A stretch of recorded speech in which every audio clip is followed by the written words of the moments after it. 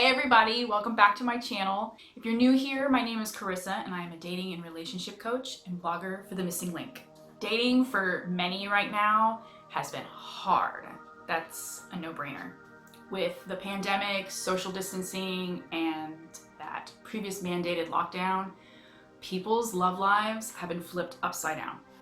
For some, it probably feels impossible to maintain any sense of love life normalcy, right? That means a lot more people are probably resorting to online dating because, well, it's the only option at this point. With this fragile, difficult time, there are increasing dangers that online dating presents. But that doesn't mean these dangers don't exist otherwise. They've always existed. They're just more prominent right now. And people really need to be more aware of these dangers. And that's what I'm going to talk about today in this video with you. Ease up. Okay, so danger number one, premature attachment. Originally, online dating was created as an outlet for meeting people, not necessarily for investment. Investment should follow an emotional romantic connection, if not exclusivity, meaning you establish a committed relationship with someone. Think of premature attachment as like vomiting all of your feelings, effort, and time into someone too quickly, too soon. Say you find that one single quality you've been looking for. Hell, maybe it's simply a quality that you're not used to having from your previous relationships. Like, maybe he's really good at communicating with you. Finally, right? So you quickly identify that one single quality, which is great, but it's like suddenly now you're totally head over heels in love with him. And with premature attachment, you're also looking for that person to share the same reciprocated feelings as you. Otherwise, ding ding ding, this is where you begin to worry that he's just not interested in you or as interested in you. So I'll leave you with this. Premature attachment will lead to self-sabotage. Remember, use online dating as a tool for getting to know someone, not solely to seek out a romantic connection. Danger number two, the off balance of growth. Naturally, if he likes you and you like him, the balance of growth should generally look like this. Okay? Not completely linear, but close to this. But if the balance is way off, it'll look like this.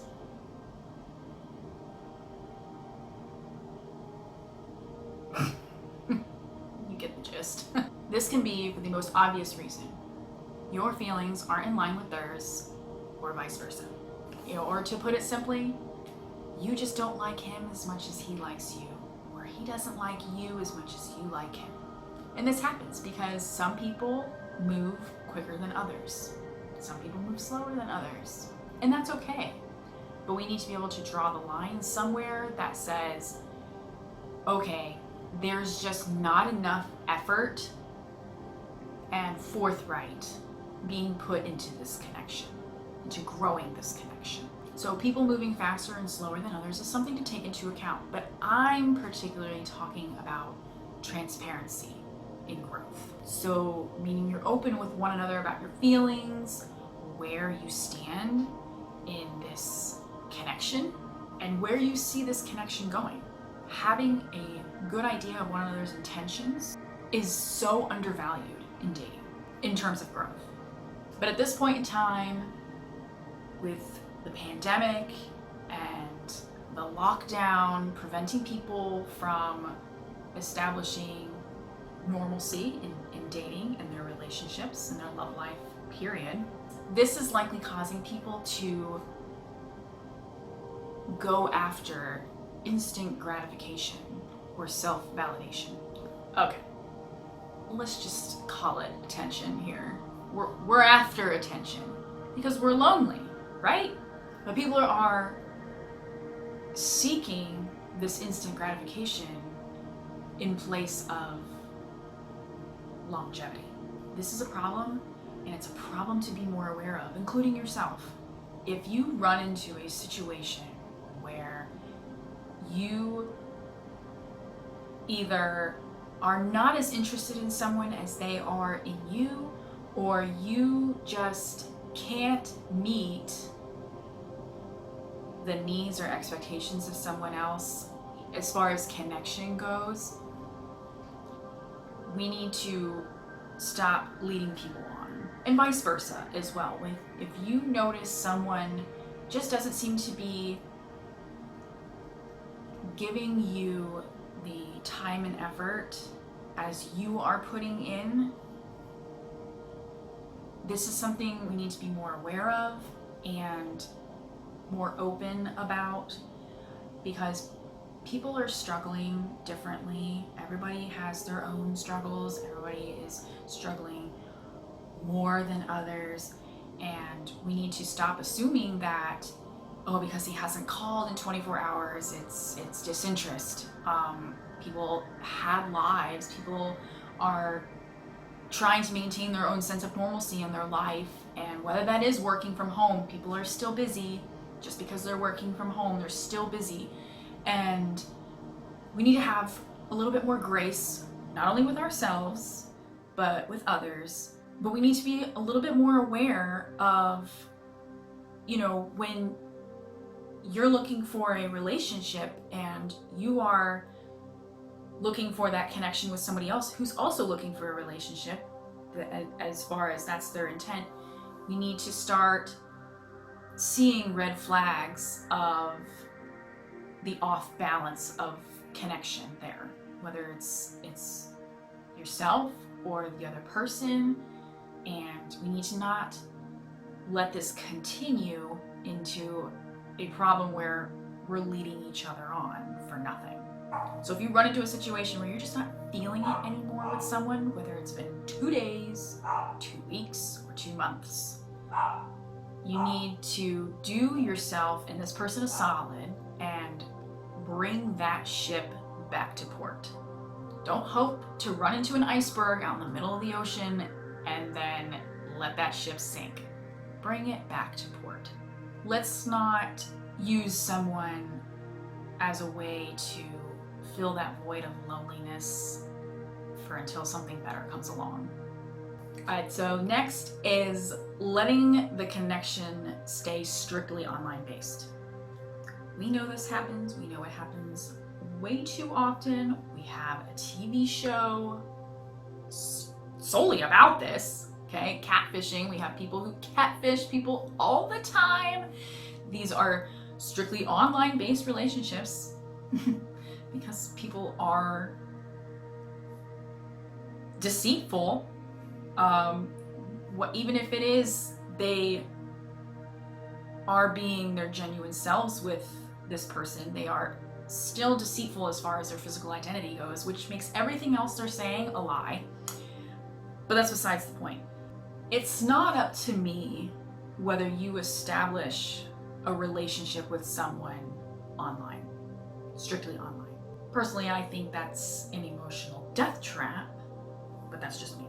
So don't fall into that trap. First step, by settling for a physically stagnant relationship, meaning where you're not connecting face to face. So I know there's probably a lot of people wondering, and how do you want me to go about this right now in this crazy world?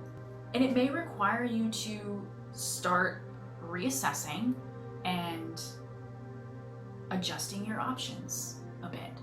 No, you may not be able to go on what's considered a normal date just yet, although when you see this video, I think things are fairly back to normal. You can go back to restaurants now. I think there are still people heavily pushing social distancing and, getting together with random strangers. So that is kind of a personal matter. That's up to you, but you have to own that, and you have to respect when somebody else has those same boundaries as well. But surely there are other ways you can connect to someone face to face. You should be talking on the phone, not texting, okay? You should be Skyping, all right? And you should be Skyping during the daytime, like not at night where you only see this person's eyeballs, all right? No. You should be talking to each other on the phone, and I'm gonna get into a little detail about this. Talking on the phone, meaning when you call, that person should pick up, okay? There should be none of this like phone tag going on. Like you call them and you leave a voicemail and then they call you back like a day later. It's really easy for people to get away with not being authentic. So it's just pushing the agenda that when you call, there should be a time where they actually answer the phone and it not go to voicemail, and you not have to schedule let's call and talk at 6 o'clock. You know, it should be at random. This person should be able to answer the phone at random, okay? I'm not saying every time, but there should be times where they can. And for you as well, like when they call you, take 2 minutes to answer the phone, even if you're busy. Hi, oh, it's so good to hear from you. I miss you. Hey, look, I am sitting in the lobby for a doctor's appointment. Can I call you back later? Okay, great. All right, see ya. I'll let you ever speak to someone like that. But, you know, there's no reason. There's no reason to let a call go to voicemail and you text them back, I'm in the lobby for an appointment, can't talk. Like, especially when you are dating someone, okay? It's just, you want to let this person know that they are a priority, not worth a text, okay? They want to know they're worth more than that, and I'm sure you want to know you're worth more than that as well. So it's just the little things. We forget about the little things. That is more than just texting when it comes to a face-to-face connection. Even if we can't exactly go out on a physical date, there are so many more things. You can meet in a public place and social distance, okay? You can. There's really no excuse. If there is a good, strong, solid connections on both sides, the effort will be made, regardless, no matter what. Again, don't fall for the trap of someone making excuses, yes, even with COVID, to not get together in social distance. That is someone who doesn't intend on pursuing you or pursuing anything other than emotional fulfillment strictly online, aka attention. Okay, and the last danger, probably the most important one, is dating burnout. The struggle is real right now, especially pertaining to online dating. It's already an emotionally stripping concept, but with everything going on, there's so much more pressure. If you're experiencing constant irritability, frustration, or even more loneliness because of online dating, stop. Take a break. Stop obsessing over the process, over online dating in itself. The problem begins when you constantly feel the need to check your phone, to check your messages, to check the stupid app, your notifications, spying on people who maybe you haven't heard from, okay, or heard back from, or you're routinely scouting out new matches and you're discouraged because there hasn't been any in a little while. So now you're doubting the whole process. At this point, it's no longer about you controlling online dating. Online dating has taken control of you. It has consumed you in your life. And if you allow it to, oh, trust me, it will. So even this aspect of your life needs boundaries. Online dating needs personal boundaries, but they're for you, and you have to set them. For example, refrain from checking the app after 7 p.m. Draw the line. And continue this boundary, continue establishing this boundary even when you've met someone.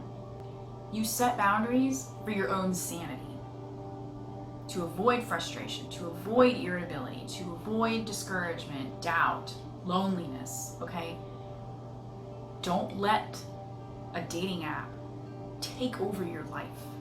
Again, these are online dating and just dating in general dangers that exist otherwise, not just because of this lockdown and the pandemic and everything that's going on in the world right now, where everybody is sitting at home. Okay, these dangers exist otherwise.